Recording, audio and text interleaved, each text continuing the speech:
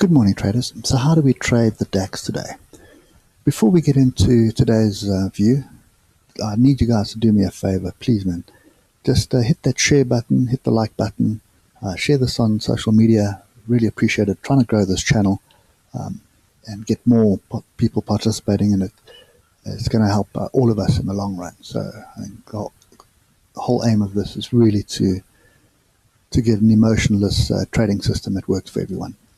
Anyway, let's have a look at what we have today. So the first thing that you'll notice on the daily is we have a very well-defined channel, okay? And, you know, the DAX is so, how do I put it? It plays these channels all the time. I mean, if you look here, channel, channel, channel, channel, channel. So the DAX is very, very prone to using channels and trading in those channels for quite extended periods of time. Now, let's just get down to the levels that we can actually trade on this. Okay, so just tidying that channel up. Right, so pretty much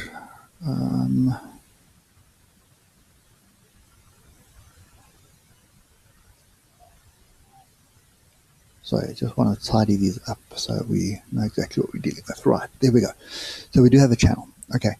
One thing that's concerning me is that we do have a grouping of the oscillators on the 4 hour, and we've got 3 inside bars here. So that was the first that's a first warning sign of something's about to happen. Okay, it's indecision bar, second indecision bar, and then we really can't count the last one here because that's fully inside the US trading session. So this is a little bit concerning, and I would suspect that it's looking like we're going to get a pullback to the bottom of the channel, potentially, or alternatively just a slight pullback. So let's just have a look at what we have here. So we do have diversions. We've got a grouping here of the oscillators for the whole of yesterday pretty much, and we're headed sideways. Now you can see we're coming into a Bollinger Squeeze as well. We are above the 20, but I do suspect that this is looking a little bit tired. And what we're going to have to do here is pay very careful attention to this consolidation range.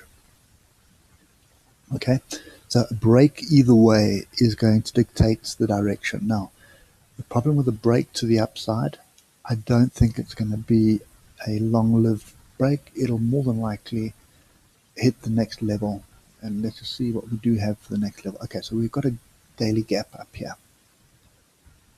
So just put 2 levels in here. I'll explain them now. So there is an inside tail. Okay, I'm going to pretty much ignore this inside tail for now. And the reason for that is the gap. If it does hit these inside tails here, it will stretch for this daily gap. Okay, so I'm looking at that inside tail, which is pretty much gap close, and then I'm looking at this inside tail. So somewhere in that zone is where I suspect profit taking will happen. And you see how that lines up with the top of the range as well. So top of the channel. So if we do break to the upside, that is the limit of how far I think we're going to be going. So I'll get down to the hour and give you those levels now. Okie dokie. So we need a break above 12773. If we do get that, then you need to start looking for shorts at 12820 and 12847. So somewhere between 12820 and 12847 is the area that you need to start looking for shorts. Okay, and what normally will happen is it'll push up to a level, bounce back a bit, and then either form a lower low or push to the next level. And the best way to do this is just run across, and you'll see on the 1 hour, there's always a third level, and there it is there. Okay, so I'll be waiting at 12834 or 12835 for a short. So that's kind of the level that I'll have a limit order in for a short. Okay, and I'd be expecting it to either play back to come and test this level here. If we break through this consolidation range, then I'll be looking for a pretty deep pullback, as it's been playing out most of the time. And I think what you can do is just use the Fibonacci for that. And take it from there. You'll see the Fibonacci will line up with the 40 EMA. Okay, so that's kind of the play to the upside. So if we do break 12773, it will be long, but a very short-lived long into this area of 12834.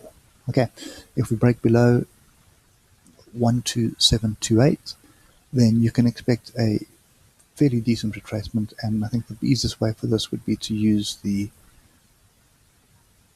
Fibonacci extension, and you're going to be looking for the 50% retracement and the 61% retracement, which will be in this area here, which will be 12650 area. Somewhere around 12650 you can expect a consolidation. Or alternatively, it could drop all the way back down to test this breakout at 12540 area. Okay, so that's kind of my play today. Is I'm not really expecting much movement to the upside, maybe a little squirt to the upside before we move down, or alternatively, this is the consolidation and we're going to break. So I'm going to look for a break either side of this to indicate the direction we trade. Anyway, hope it helps, and stay safe. I'll catch you later. Cheers, man.